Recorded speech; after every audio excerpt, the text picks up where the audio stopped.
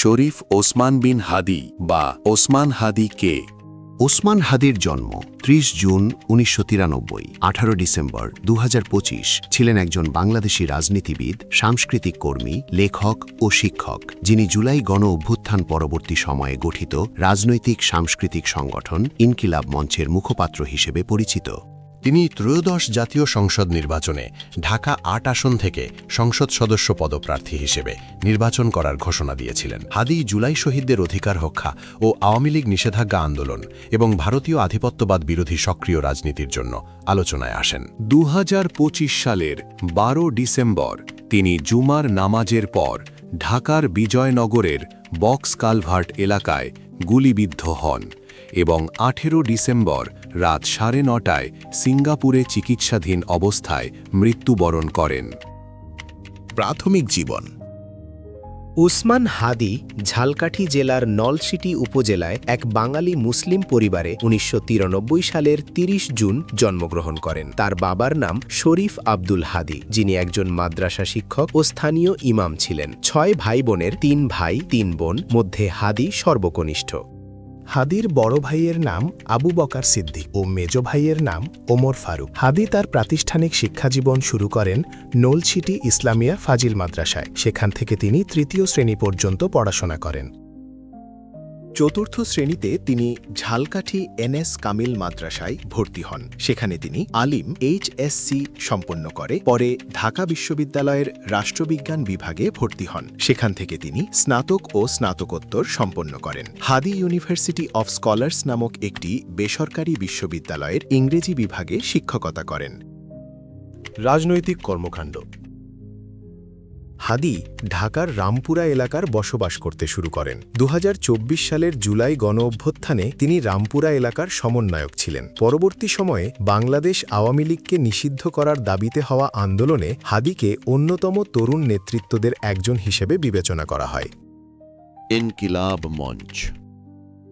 সাংস্কৃতিক ও রাজনৈতিক প্ল্যাটফর্ম ইনকিলাব মঞ্চ শরীফ ওসমান হাদির হাত ধরে প্রতিষ্ঠিত হয়। সংগঠনটির ঘোষিত লক্ষ্য হল সমস্ত আধিপত্যবাদের বিরুদ্ধে দাঁড়িয়ে বাংলাদেশের স্বাধীনতা ও সার্বভৌমত্ব রক্ষা এবং ইনসাফ ভিত্তিক একটি রাষ্ট্র ব্যবস্থা গঠন, যেখানে গণতান্ত্রিক অংশগ্রহণ ও ন্যায় বিচার প্রধান মূল্যবোধ হিসেবে থাকবে।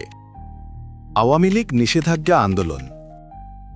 ২০২৫ সালে আওয়ামী লীগে সন্ত্রাসী ও রাষ্ট্রদ্রোহী সংগঠন হিসেবে নিষিদ্ধ দাবিতে ন্যাশনাল অ্যান্টি ফ্যাসিস্ট ইউনিটি ব্যানারের অধীনে যে দেশব্যাপী আন্দোলন গড়ে ওঠে, সেখানে ইনকিলাব মঞ্চ অন্যতম অংশগ্রহণকারী সংগঠন হিসেবে সক্রিয় ভূমিকা রাখে। ইনকিলাব মঞ্চের মাধ্যমে হাদি আওয়ামী লীগের দমনপীড়ন ও হত্যাকাণ্ডের জন্য দায়ী করে নিষিদ্ধকার দাবি তুলে ধরেন। ভারতীয় আধিপত্যবাদের বিরুদ্ধে অবস্থান। হাদি বাংলাদেশে ভারতীয় আধিপত্যবাদের বিরুদ্ধে সোচ্চার ছিলেন। আওয়ামী লীগ সরকারের রাজনৈতিক স্থিতিশীলতা অনেকটাই নয়াদিল্লির কৌশলগত সমর্থনের ওপর নির্ভরশীল ছিল। এ কারণে তিনি এই প্রতিষ্ঠিত ক্ষমতার কাঠামো থেকে বেরিয়ে আসার জন্য একটি প্রজন্মগত বিচ্ছেদের পক্ষে মত দেন। তিনি ভারতীয় আগ্রাসনের বিরুদ্ধে ফেসবুক পোস্টে লেখেন, সীমান্ত বাঁচাতে চাইলে ঘাস খেয়ে হলেও অস্ত্র বানাও। জাতীয় সরকার গঠনের দাবি। ২০২৫ সালের ২৪ মে ঢাকা বিশ্ববিদ্যালয়ের মধুর ক্যান্টিনে ইনকিলাব মঞ্চ আয়োজিত এক সংবাদ সম্মেলনে ওসমানী হাদি জাতীয় সরকার গঠনের দাবি করেন। তিনি বলেন, আমরা আবারও জাতীয় সরকারের দাবি করছি, যেখানে বিএনপি, জামায়াত, ইসলামী আন্দোলন থেকে শুরু করে সব রাজনৈতিক দলের প্রতিনিধিত্ব থাকবে। ফ্যাসিবাদ বিরোধী সব শক্তিকে নিয়ে জাতীয় সরকার করতে হবে। সাহিত্যকর্ম। ওসমান হাদি শিল্প সাহিত্য, পাঠচক্র এবং অন্যান্য কার্যক্রমে সক্রিয় ছিলেন। তিনি সীমান্ত শরীফ ছদ্মনামে ২০২৪ সালের ২১শে বইমেলায় দুয়ার প্রকাশনী থেকে লাভায় লাল শাক পুবের আকাশ নামে একটি কাব্যগ্রন্থ প্রকাশ করেন। এছাড়াও তিনি উচ্চ মাধ্যমিক এইচএসসি স্তরের শিক্ষার্থীদের ইংরেজি ভাষা এবং বিশ্ববিদ্যালয়ে ভর্তি প্রস্তুতির সহায়ক গ্রন্থ চান্স প্লাসের লেখক। বিতর্ক। 2025 সালে জাতীয় নাগরিক পার্টির ডাকা মার্চ টু গোপালগঞ্জ ক্যাম্পেইনে সংঘর্ষের প্রেক্ষিতে তিনি গোপালগঞ্জ জেলা ভেঙে দেওয়ার আহ্বান জানিয়ে গালিগালাজপূর্ণ ভাষায় তীব্র সমালোচনা করেন, যা ব্যাপক সমালোচনা ও আলোড়নের সৃষ্টি করে। পরবর্তীকালে বিতর্কের মুখে তিনি তার গালিকে মুক্তির মহাকাব্য হিসেবে আখ্যায়িত করেন এবং কেউ দুঃখ পেয়ে থাকলে তাদের কাছে দুঃখ প্রকাশ করেন। ঢাকা ৮ আসন থেকে প্রার্থিতার ঘোষণা।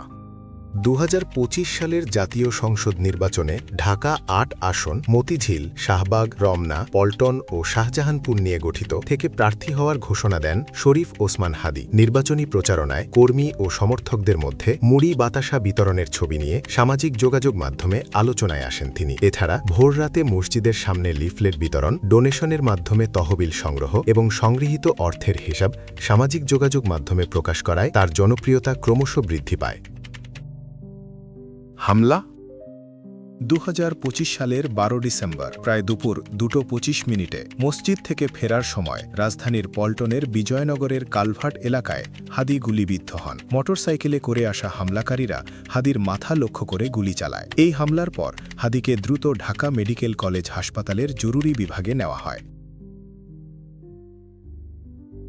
মৃত্যু 15 ডিসেম্বর তাকে সিঙ্গাপুর জেনারেল হাসপাতালে এয়ার অ্যাম্বুলেন্সের মাধ্যমে নেওয়া হয়।